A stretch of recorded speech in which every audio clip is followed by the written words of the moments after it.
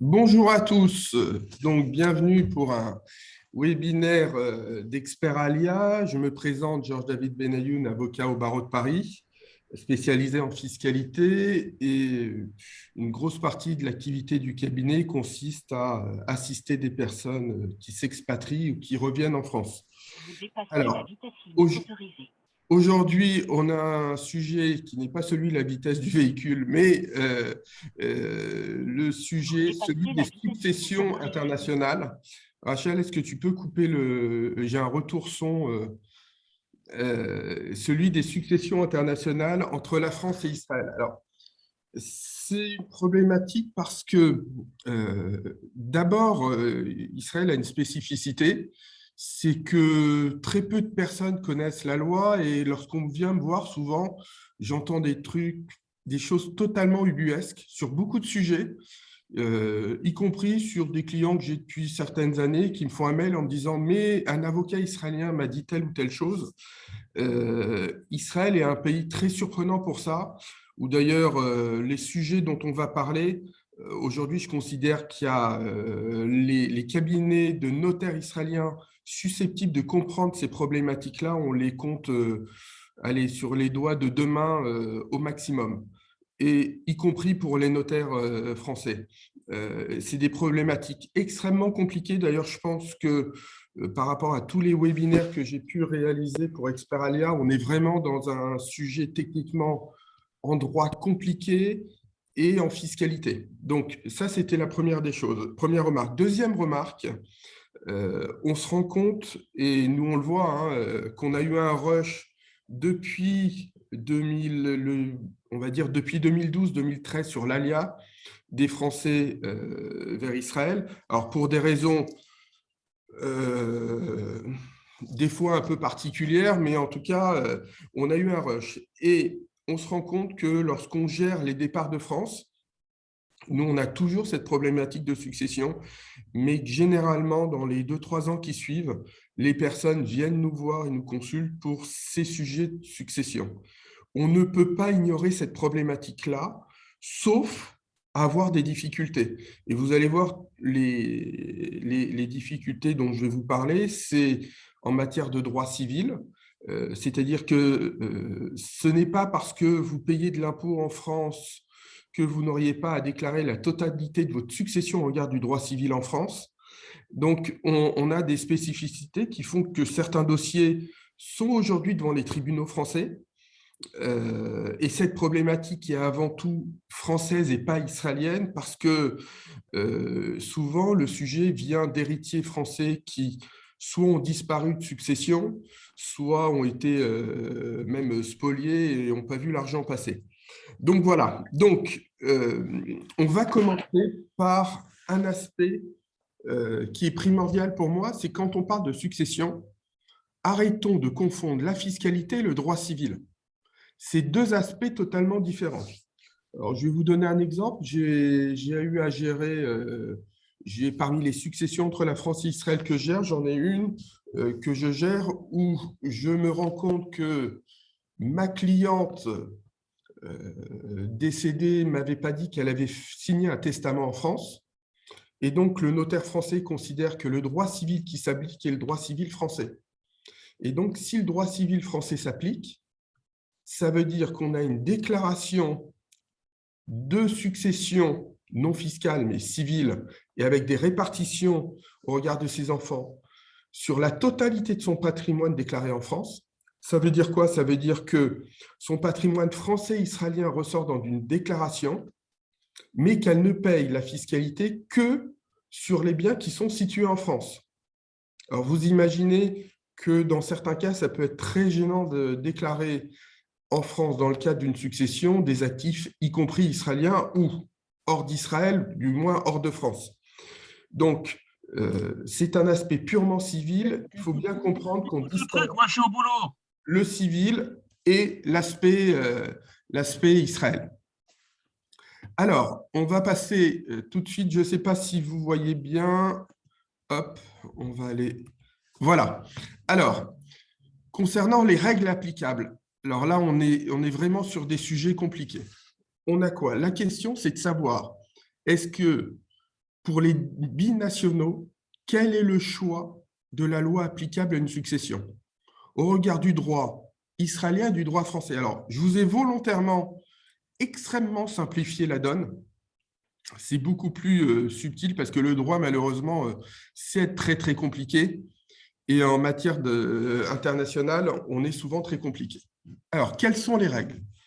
On part du principe qu'on va d'abord regarder le droit israélien. Le droit israélien résulte de la loi sur les successions de 1965 et de son chapitre 7, qui dit qu'on doit tenir compte du centre de vie du défunt.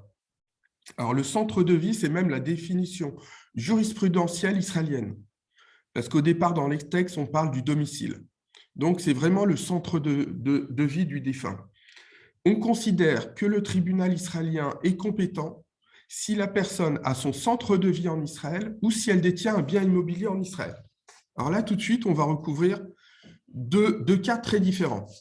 Le cas de la personne binationale qui vivait en Israël, entre la France et Israël, et qui a son centre de vie en Israël, et donc avoir normalement une succession israélienne, et puis le cas des Français, des résidents fiscaux français qui ne sont pas des binationaux, qui détiennent des biens immobiliers en Israël.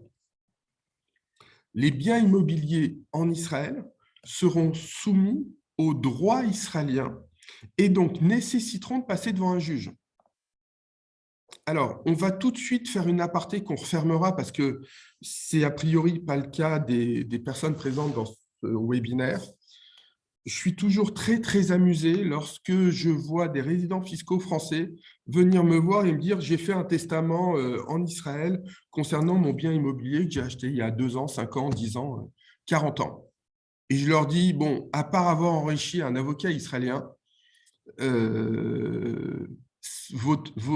ça ne sert à rien. » Pourquoi? Parce que si vous n'avez pas fait votre alias, si vous n'êtes donc pas binationaux, il n'y a que le droit français qui s'applique.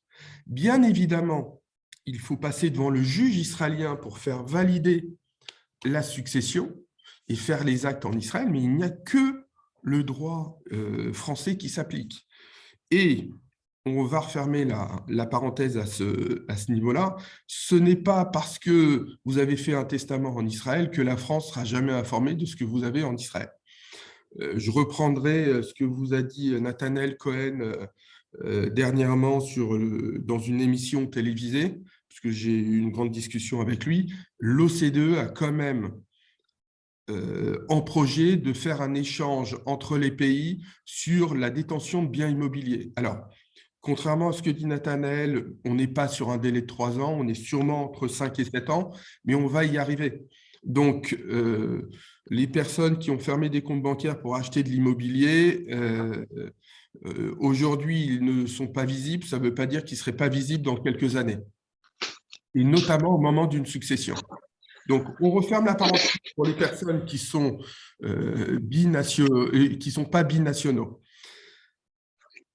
L'élément primordial au regard de la loi israélienne, c'est que souvent, on a un testament.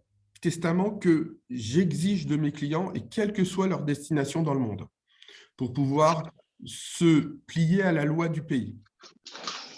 Alors, le testament, au regard du droit israélien, il ne permet pas de choisir une autre loi applicable. Ça, c'est ce que dit le droit interne israélien. Maintenant, on a un sujet. Comme vous êtes binationaux, en droit français, on applique un règlement européen qui est rentré en application le 15 août 2015. Et là, ça devient beaucoup, beaucoup plus compliqué. En gros, on va dire que en présence d'éléments d'extranéité, le juge israélien va devoir se poser la question de la validité du choix du droit israélien. Le règlement européen, lui, il résout cette problématique. Il dit, ça c'est la combinaison des articles 20 et 22, qu'on peut choisir la loi française comme la loi israélienne. Alors même, premier élément, que Israël ne fait pas partie de l'Union, mais on considère que le règlement s'applique aussi lorsque, à partir du moment où un héritier est européen, ou si la personne décédée a une nationalité européenne. Et donc, la loi française peut s'appliquer comme la loi israélienne, même si la loi israélienne ne permet pas le choix de la loi en matière de succession. Alors, je vais essayer de vous simplifier et de vous expliquer ce que veut dire ce morceau de phrase qui est pris dans les dispositions du règlement. La loi israélienne, normalement, ne permet pas d'aller choisir une autre loi applicable. Mais en réalité, la loi israélienne va dépendre du choix que vous allez faire. Est-ce que vous restez sur la loi française qui va s'appliquer ou la loi israélienne? Et le choix n'est pas obligatoirement automatique. Il se trouve que j'ai des clients pour lesquels je conseille le choix de la loi française. Et d'autres, j'explique, il va falloir choisir la loi israélienne. Aucune n'est parfaite. Je vais juste vous rappeler l'élément important, c'est qu'en Israël, on peut tout faire. Et si on peut tout faire, ça veut dire qu'on peut ne rien donner à ses enfants, ce qui pose des problématiques, et c'est pour ça que les tribunaux aujourd'hui en France sont saisis, parce que dans un couple, quand un conjoint décède et qu'on a prévu, par exemple, que tous les biens allaient au conjoint survivant, s'il se remarie ou s'il décide de donner à d'autres personnes que ses enfants, la loi israélienne ne voit aucun problème. Alors la loi française voit une problématique parce qu'en France, on a une disposition qui concerne la réserve héréditaire. C'est une partie des actifs pour lesquels on ne peut pas déshériter ses enfants.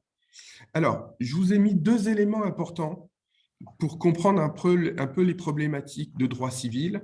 C'est d'abord une jurisprudence qui est sortie en pleine affaire Johnny Hallyday.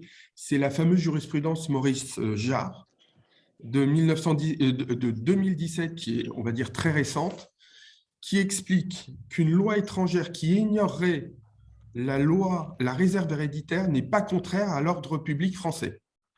Ça veut dire quoi? Ça veut dire que lorsque vous optez pour le régime israélien, qui ne prévoit pas de disposition de réserve héréditaire, vous avez, ça ne remet pas en cause votre choix. Et la loi française ne va pas venir s'appliquer. Alors, attention, cette jurisprudence est un peu particulière, puisque c'était les héritiers du musicien Maurice Jarre, et notamment son fils Jean-Michel Jarre, qui avait été totalement spolié. Il vivait en Californie, sauf que la jurisprudence retient, et l'arrêt retient qu'il vivait depuis une trentaine d'années aux États-Unis, qu'il n'avait plus de lien du tout avec la France. Donc, on était sur des problématiques vraiment très particulières. Alors, je dirais que ça serait relativement simple, puisque cette disposition vous permettrait de dire « je privilégie la loi israélienne et je fais ce que je veux ». Alors, pourquoi vous pouvez, à ce moment de mon raisonnement, vous dire « mais pourquoi j'aurais besoin de donner plus ou moins à un enfant ?» Alors, parce que vous auriez éventuellement envie de ne pas montrer en France que vous avez en Israël et donc de privilégier sur les biens israéliens vos enfants qui vivent en Israël et de privilégier sur les biens français vos enfants qui vivent en France, par exemple. Alors, c'est un exemple, mais il y a beaucoup d'autres cas. Maintenant, et c'est pour ça que c'est un sujet d'actualité, les successions internationales, on a une loi extrêmement récente du 24 août 2021 qui donne un droit au prélèvement. Alors, c'est un nouveau terme, mais en réalité, c'est une sorte de réserve héréditaire. La loi française est venue contrecarrer la jurisprudence Maurice Jarre et elle dit que si la loi étrangère ne prévoit aucun mécanisme réservataire, typiquement la loi israélienne, la loi permet aux enfants, dans certaines conditions, d'être allotis sur certains biens situés en France. Alors, si vous n'avez plus aucun bien en France, ça ne vous concerne pas. Mais si vous avez des biens en France, les ayants droit vivant en France pourront demander par préférence, de prélever leur quote-part de succession sur ces biens français. Alors, vous allez me dire, mais tout ça est quand même extrêmement compliqué. Oui, c'est extrêmement compliqué et c'est souvent la porte ouverte à des mécanismes où derrière, on peut facilement aboutir à des problématiques contentieuses. Or, ne pensez pas que les contentieux, ce sont que pour les autres. Dès qu'il y a un peu d'argent, Georges, un peu d'argent, tu dis bien pour les biens en France, avec les héritiers en France. oui. Alors, les héritiers ne sont pas obligatoirement en France, mais on parle de biens français. Pourquoi? Parce qu'on a une problématique, c'est que la loi française ne peut pas s'appliquer sur des biens à l'étranger. Donc, ils partent du principe que si on a tenté de contourner la réserve héréditaire, si des biens sont en France, on doit pouvoir récupérer cette problématique de réserve héréditaire. Alors, quand on voit les mécanismes de la loi applicable, quand on voit les problématiques de la réserve héréditaire, moi, je vous dis qu'une chose, réfléchissez bien. D'abord, il faut se poser la question où vous allez souhaiter terminer vos jours. Parce que moi qui ai énormément de clients en Israël, je vois qu'à un moment, quand ils n'arrivent plus à faire les allers-retours et qu'ils ont des enfants dans les deux pays, certains, on va dire majoritairement, reviennent quand même en France. Lorsque tous leurs enfants sont en Israël, ce n'est pas un sujet, ils restent en Israël. Mais on a toujours, c'est très rare de ne plus avoir du tout de biens en France. Donc, ces problématiques-là se posent. Et encore une fois, ce n'est pas parce qu'on a de la fiscalité, et on va le voir hein, dans la page suivante, une fiscalité particulière, que le droit civil ne s'applique pas. Il faut bien distinguer deux choses différentes. Donc, ne pensez pas, nous souvent on pose la question à nos clients, on leur dit allez faire un testament. Alors moi, je préconise jamais un avocat israélien plutôt qu'un autre, mais je demande à regarder les documents. Dernièrement, j'ai un avocat israélien qui est revenu vers moi qui m'a dit mais je ne comprends pas votre problématique, vous ne voulez pas rédiger la clause. Je lui ai expliqué que je suis avocat français, pas avocat israélien, donc si ce n'est pas rédigé, c'est que mes clients se sont trompés de conseil. Et malheureusement, en Israël, encore une fois, ce n'est pas parce que votre interlocuteur parle très bien français qu'il comprend ce que vous voulez, qu'il va faire le meilleur choix pour vous. Donc nous, souvent, on est là pour vérifier ce que font les notaires israéliens, mais il n'y a pas de réponse automatique. On va dire bien souvent, je demande à mes clients de privilégier la loi israélienne, mais ce n'est pas automatique et dans certains cas, je peux demander que l'on reste sur l'application de la loi française. Si on privilégie la loi israélienne, il faut être clair, il faut l'acter dans un document qui est souvent un testament où on va prendre prendre une décision et dire on fait le choix de la loi israélienne. Parce que si vous ne faites rien, et c'est mon exemple du départ, qu'on retrouve un testament, même qui a une dizaine d'années, mais dans ce testament, on explique, parce que le notaire français est aussi intelligent que le notaire israélien, le notaire français, il a quand même dit dans le testament que la succession serait française et il a même désigné son étude de notaire comme devant gérer la succession. Ça, c'est un moyen de s'attirer du chiffre d'affaires facilement. Le problème, c'est que derrière, vous allez avoir une vraie problématique, un vrai sujet. Vous pouvez résider en Israël, vos enfants résident et vos ayants droit résident en Israël, pour autant, vous aurez une succession soumise entièrement au droit civil français avec les informations sur tous vos comptes bancaires et tous vos actifs dans le monde, c'est-à-dire en dehors de France. Donc voilà pour le premier aspect. On a un deuxième aspect qui est plus connu, même si j'ai, on va dire, 2 fois par semaine des questions un peu incongrues sur cette problématique-là. Et encore une fois, c'est vraiment très amusant parce que je crois qu'Israël est la seule destination au monde Nous, on doit avoir des clients à présent, on a regardé quasiment 40 pays différents. Israël, c'est vraiment le seul pays au monde où on a des clients qui viennent, qui nous disent, voilà ce qu'on nous a dit, regardez les textes, et on leur dit, mais les gens qui vous ont conseillé ne connaissent pas les textes. Alors, on va être clair en matière de fiscalité. Soit on a une convention internationale, soit on n'en a pas. Alors, on a bien une convention fiscale internationale entre la France et Israël, mais elle ne parle pas de succession. Donc, on revient à l'application du droit interne et notamment l'article 750 ter du Code général des impôts, qui est pour moi extrêmement clair. Il dit quoi? Alors, il est relativement dur parce que vous allez voir que c'est compliqué d'échapper à la fiscalité française. Il dit, on va regarder le domicile fiscal du défunt ou du donateur. Alors, il est vrai qu'on a parlé jusqu'à présent de succession. Il m'arrive beaucoup d'intervenir sur des donations. On doit avoir le même réflexe en matière de donation. Donc, le lieu du domicile du défunt, s'il décède en France, droit applicable en France, s'il décède en Israël, on va dire normalement fiscalité israélienne, sachant qu'il n'y a pas de fiscalité israélienne. Ou celui du domicile fiscal de l'héritier. Donc, vous avez un enfant en Israël, par définition, normalement, il n'est pas soumis à la fiscalité française. Vous avez un enfant ayant droit en France, il va être soumis à la fiscalité française. Mais on a une spécificité, c'est qu'indépendamment des personnes, on va regarder la qualité des biens. Et la qualité des biens, on va faire 3 catégories. On va dire qu'on a les biens immobiliers détenus directement ou indirectement. Alors, je vous traduis ce qui est inscrit après dans l'article 750 ter du Code général des impôts.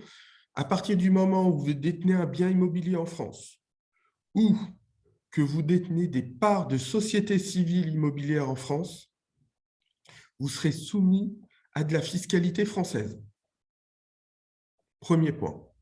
Deuxième point, vous détenez des parts d'une société commerciale en France, d'une société française commerciale, vous serez soumis au droit de succession français.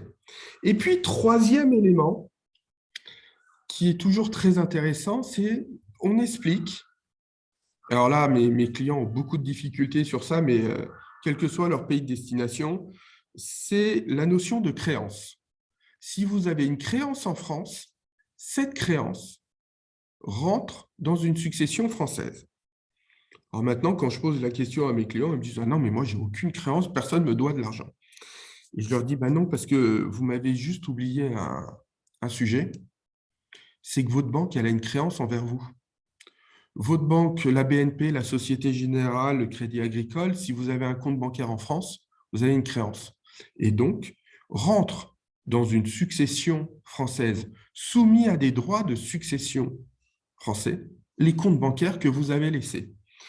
C'est pour ça que lorsque je conseille mes clients sur les départs de France et on les suit année après année, on regarde de très près ce qui se passe sur leur compte bancaire. C'est-à-dire que je leur demande d'avoir, même lorsqu'ils ont des biens immobiliers, de limiter quand même le montant des actifs qui se trouvent sur ces comptes bancaires. Parce que si vous me laissez 300 000, 500 000, 1 million d'euros, eh ben, vos enfants paieront des droits de succession, et même si la totalité de vos enfants vivent en Israël. Donc, n'allez pas confondre, et souvent on me dit non, mais j'aurais rien à payer parce qu'en Israël, mes enfants sont en Israël. Oui, mais vous avez un élément d'extranéité qui est la détention d'un compte bancaire en France, d'un bien immobilier ou de parts de société, et donc que vos enfants, soit résidents fiscaux français ou résidents fiscaux israéliens, ils sont concernés et seraient amenés à payer des droits de succession. Alors, pourquoi on parle de ça? Parce qu'en France, on est quasiment champion du monde, en tout cas champion de l'OCDE, sur les taux d'imposition. Donc, ce n'est pas neutre, et parce que sur de très nombreux clients, on se rend compte que on organise la transmission avant, y compris sur des clients qui ont 40, 45 ans, 50 ans, ce qu'on fait rarement en France, hein. En France, on gère cette problématique plutôt après 60 ans, parce on prépare l'avenir pour éviter des droits de succession. Lorsqu'on a des entreprises, on va essayer de passer par des dispositions telles que le pacte Dutreil. Et puis, sinon, on va essayer de passer par des donations, par du rachat. Alors, élément important, souvent, on vient me voir et on me dit, mais je vais créer une société avec mes enfants qui va racheter mon bien immobilier français. Je leur dis, vous avez tout à fait raison, sauf qu'une banque française ne finance pas et ne finance plus des rachats de biens immobiliers pour des non-résidents. Donc, soit vous passez par des banques luxembourgeoises ou monégasques et que derrière, vous avez mis en contrepartie une garantie, soit il est quasiment impossible de faire financer ce type d'opération en France. Donc, voilà ce que je voulais vous présenter. On n'est pas rentré dans les détails parce que c'est extrêmement compliqué. Encore une fois, c'est des sujets dont il faut parler et nous, on les regarde dès le départ de France, au moment où on assiste nos clients sur l'ALIA en faisant toute l'analyse de leur dossier. Ce qui est un peu amusant, c'est que quelle que soit la destination de mes clients dans le monde, ils ont toujours la même question, ils me disent « Et la sécurité sociale française ?» Et je leur dis « Vous avez raison, il y a la sécurité sociale française, sauf que je pense qu'il y a aussi le sujet de la transmission de votre patrimoine. Est-ce que vous allez faire quelque chose ou pas ? Ce n'est pas obligatoire, hein. Des fois, on a des patrimoines qui ne nécessitent pas d'agir, mais faut-il encore déterminer la loi applicable ? Et ne considérez pas que parce que vous avez signé un simple testament que tout est résolu. Il faut vraiment avoir une vision globale de votre patrimoine, français, israélien. Est-ce que vous avez des enfants uniquement en France, uniquement en Israël, dans les deux? Alors, la problématique est que souvent, on se trouve avec des enfants qui peuvent être un peu dans le monde entier. En France, mais aussi dans d'autres pays, souvent à Londres, souvent au UK à Londres ou aux États-Unis. Donc voilà, je vais répondre à deux questions qui ont été soulevées. Premièrement, sur la définition juridique du centre de vie, ben, je dirais, rappelez-vous de l'affaire Johnny Hallyday, c'est-à-dire le centre de vie, souvent, sur les sujets compliqués, on va demander une consultation à des notaires spécialisés en Israël, ce qu'on appelle une déclaration de coutume, une analyse de coutume, c'est-à-dire qu'ils vont, au regard des éléments en leur possession, dire quel est le centre de vie. Je m'explique. Est-ce que, par exemple, on sait très bien que, du moins on sait très bien, en fiscalité, on peut être amené à penser qu'il faut vivre plus de 6 mois en Israël.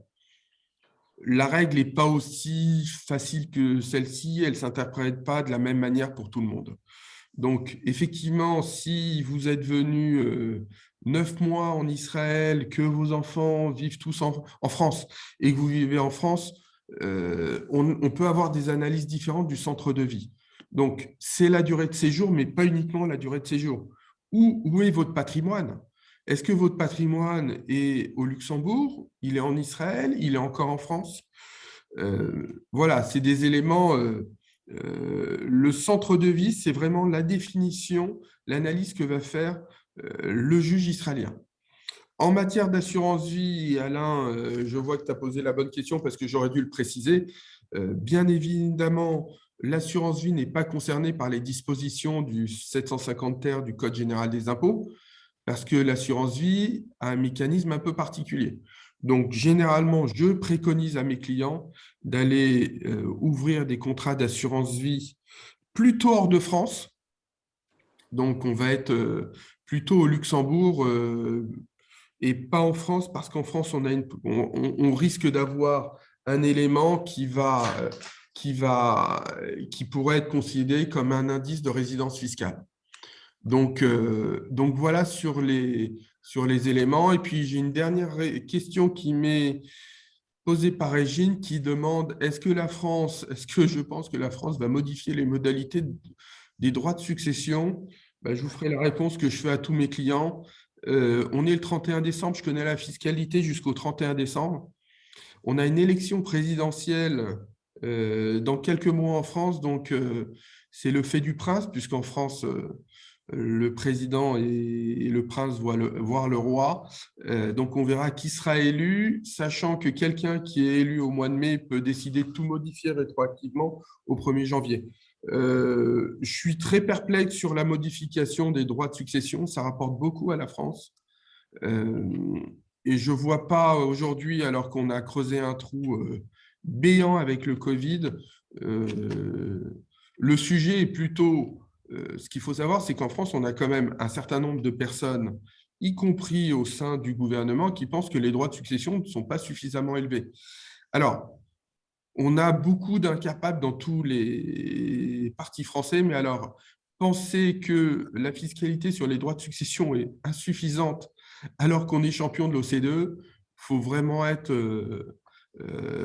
très, très professionnel. Mais bon, non, il y a quand même très peu de chances que ça bouge, parce que si ça bouge, ça bougera à la marge, mais ça ne va résoudre aucun des problèmes qu'on voit à l'heure actuelle.